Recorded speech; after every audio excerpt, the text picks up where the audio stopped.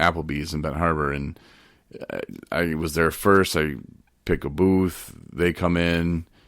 They sit down. They pass a letter to me. And I was like, "Oh, is this a check or something?" You know? I'm sure it was. And I opened the letter and I started reading it, and it said I had been suspended for 2 weeks with no pay, demoted from being program director of WIRX, and also demoted from the morning show. All for going to get help. It's like a kick in the for balls. Depression. Yeah, and there's kick you while you're down. It was and that's the kind of people they were. Yeah. So and that was hard, man. And then I had never been fired before, and I started like I tried to fake like, yeah, it's fine, man. Hey, that's a great thing. And it was just hard, man. And then I got to the point where I just wanted to crawl a hole and die. Like, depression's real. Like, I thought at first it was just a woman thing. Like, oh, these women, they're so crazy. They're so silly. But no, depression is straight up real. And, like, I wouldn't wish it upon anyone. It's a really hard... anyway, that stuff will be more of my story. But back to the point I was trying to make. I was trying to figure out if I was still mad at what happened, because it all happened the way it needed to, because I'm here with you right now, Chris, and we're doing a pretty fun thing. We're doing a great podcast, and it's always fun. We're doing great things in recovery, and this is where I'm needed, and this is where God wants me. This is where He wanted me. So it's a plan that I still don't know about, and it's working. I know, it's great, isn't it? It's like, just to cool. Have blind faith. Yeah. Just to go, you know what, Lord, like, take it, man. Like, I'm just living in your world now. If you'd have told me a year ago, what's today, the 22nd, 8 days from today, a year ago, is when... be sitting in a room doing a podcast. I went to jail.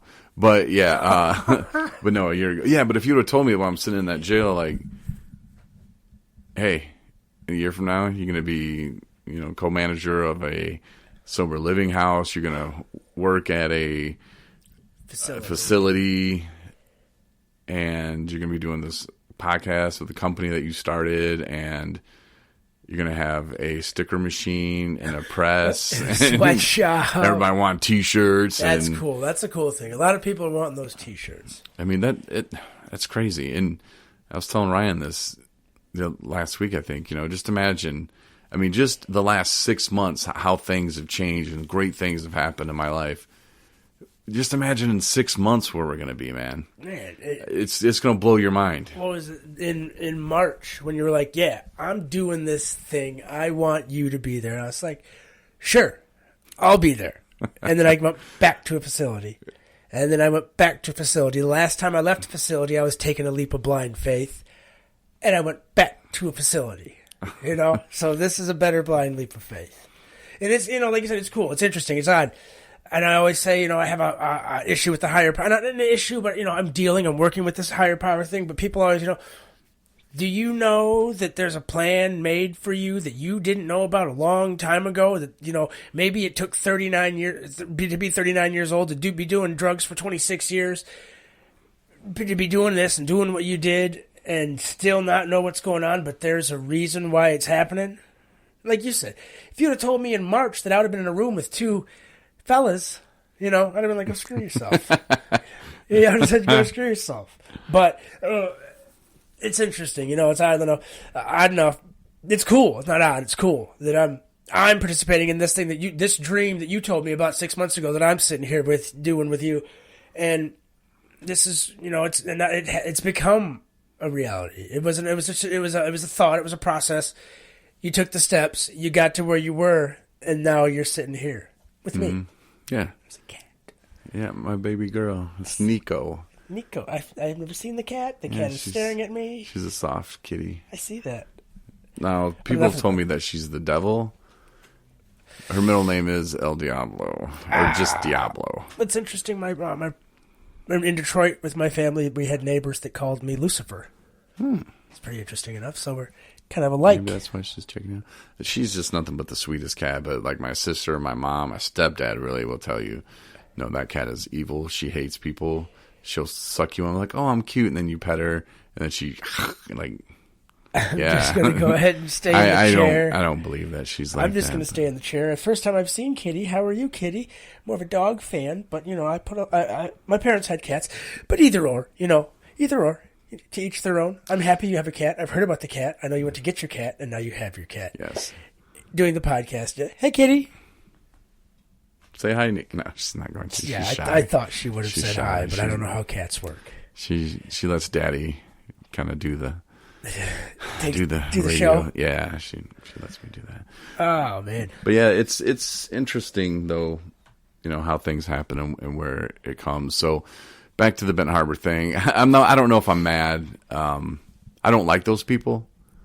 There's some people there I like, of course, but as far as the people who like run the place and how they went about doing it, I can see how you'd be angry. Yeah, it wasn't a good thing, but it had to happen the way it did. And in the long run, I don't want to work for people like that. Like you want to work for yourself. That do that to people. Yeah. They're just not good people, Why would I want to associate with them? And no. And if your job is like that too, do the best you can to get out yourself. But you only live once, man. And if you're working for people who are in meetings talking bad about other employees or just people or, think it's funny to eat lunch next to the person who doesn't have money to go buy lunch and just sits there and eats crackers and you bring in this big elaborate lunch and then throw it away right by him after you're, halfway through it and go, oh, I'm just too full. I don't want the rest of this. Those people thought that kind of thing was funny. Like they would talk about, oh yeah, I ate lunch right next to him. I'm like, dude, you're supposed to be running this place, man. I don't know. So I just don't like those people. But as far as I don't like them either. I've come to terms with I am where I'm supposed to be, doing what I'm supposed to be doing. That meeting happened for a reason. Yeah, and it is what it is, man. That is just another step that I had to take to get to where I'm at now. Like we mentioned in the other show, the things that we did got us to where we were because we're supposed to be somewhere. We were supposed to go through these things. We were supposed to go through the pain, the personal anguish, the heartache, the agony.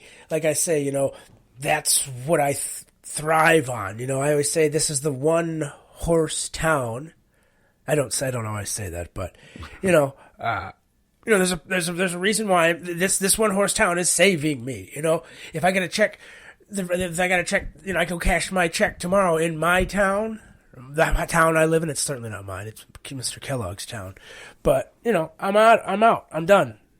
I'll be able to, I still have $1 left. Still have $1. So I can get the hell out of here.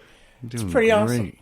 I need to go, I need to cash my check tomorrow. Yeah. And there's other ways to make money to get the rent, like you mentioned earlier, you can sit here and woe is me and I don't have enough and I might as well go blow it because that's the way we used to do it. Yeah, absolutely. Then you'd be losing, and that's not who you are today, and that's not who you want to be. The Chris who you want to be and are taking steps to be is the guy that's, I'm going to make it happen. And as long as you're sober, Chris, I guarantee you're going to have rent money. Yeah, it'll happen. I have no idea how, but dude, if you want it, you can get it. Right, there's you do anything you want sober. There's avenues and ways that I can get things taken care of, and doing the things that I'm doing, those avenues open up so much more. There's being able to, moving the pews. I'm sure that helped me. Just something, small things that add up to a big deal. So that's cool. That's perfect. Yeah. I like it. It's different. It's truly different. At work today, someone said, "You got a girlfriend?" It's like, why? Who's talking about me? That was sidebar. I don't know why. That just made me chuckle. Sorry.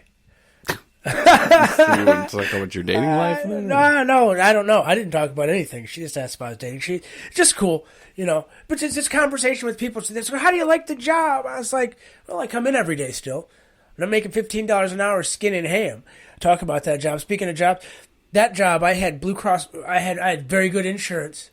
And I was like, listen, after I passed the first drug screen that they gave me, I took the next one, and I was like, listen, I got a problem. I'm a heroin addict. I'm in a full-blown relapse. Can we work something out? They're like, no, we're not going to put you up in a rehab. We're going to let you come back in 6 months. Go get your stuff together. So it kind of like, and I was like, screw them. And oddly enough, interesting that you told about your story. Back into mine a little bit. A guy in recovery took me home because I was like, I assume you need me to leave the property. Well, this is a 45-minute drive from the town I lived in. So this guy's in recovery, took me back to my town. He's like, so what are you going to do? I said, I'm going to go get high, man. I don't give a shit. I don't care. I'm going to go get high. What's the sense of me, staying right if I can't get my stuff, like I used to say, getting my ducks in a row. That's what I used to say. That's what I did. And when I say that, it was used drugs. I went hard and I went big. So, this recovery thing it's cool. It's something I hope people, if you're out there, if you're struggling, if you think you have a problem or you have a problem, look into these, these sites, look into these things. That's why, I want to work in this recovery field so bad. I find myself, and somebody warned me, with how I talk to people on the phone for 2 hours about, telling them they need to stay. I just helped a friend, as a matter of fact, I didn't just help, but I told them they need to be somewhere. They need to get somewhere. They said, I know I'm going to die, and then they called and told me today that they're going to be going into a facility, checking in sometime tomorrow. I'm proud of that person. She knows who she is. It's the perfect storm. AAO, proud of you. I'm glad you're going to where you need to go. But this stuff right here is what helps me. Helping people helps me. Speaking of that, I'm getting a phone call right now. Imagine that. Can't take it right now. Sorry. But thanks for... I don't want to answer the phone. It'd be interesting. I could answer the phone and put that person on the show, but that's not going to happen. I don't know. I got to ask them. I don't know. But it's nor here nor there. But this recovery thing, it's cool shit. It's good shit. Oh, crap.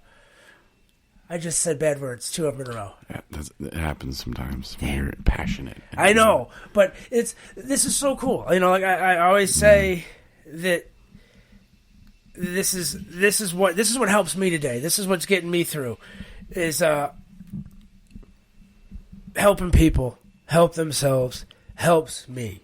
Mm-hmm. So it's outstanding, and this is what this. I don't even know if this was my calling. I know that what I'm doing right now is helping me. What I got to do, and I'm more than happy.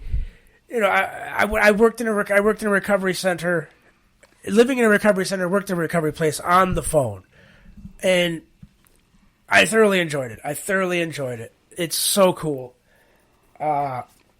Maybe one day I will be there, but today I'm making food, washing dishes, doing a podcast, doing the next best thing. It's pretty cool. It's real cool. At least you have a goal. At least you have a place where you want to be. Right. And then you can always build on that. And you got to do something. Might as well do something while you're doing nothing, Right. While you're working there. And maybe they might come back and say, hey, you need this much time away from your recovery center visit to work. Hey, you know what? Fine. Okay. I'll figure something else out. I mean, like I said, in 6 months, man, you're going to be amazed. You seriously are going to be looking back going, I remember Corey sitting in his room. I met his cat, and him kept talking about 6 months from now, like he's Nostradamus or something. But you mentioned insurance too, and this is something that you're going to need to know if you're in addiction. If you know somebody who is, you're going to have to call your insurance company if you want to go to treatment. Some insurance companies handle it great, some not so much. And some facilities even will help you, and some won't. Right. Some only take people on Medicaid. And the reason for that, you think, well, Medicaid is such a cheaper rate, and Medicaid doesn't pay as much, but Medicaid pays. Yeah, absolutely. Some insurance companies, oh yeah, we're going to pay 80% of it, and then it takes them forever to pay. So a lot of facilities don't want to mess with that. So they'll just strictly take the Medicaid people. So you're going to want to check into that too, and all that stuff. There are links on our website, not to your insurance company, but to different places. Go to RecovHub. It's under resources at 217recovery.com. There's the Sam show, as far as I know. Yeah. But when I worked at this one place, my line was, You have a private PPO policy. This state insurance, these state-run facilities aren't going to do you any good. We're going to get you a safe detox. We're going to get you comfortable. And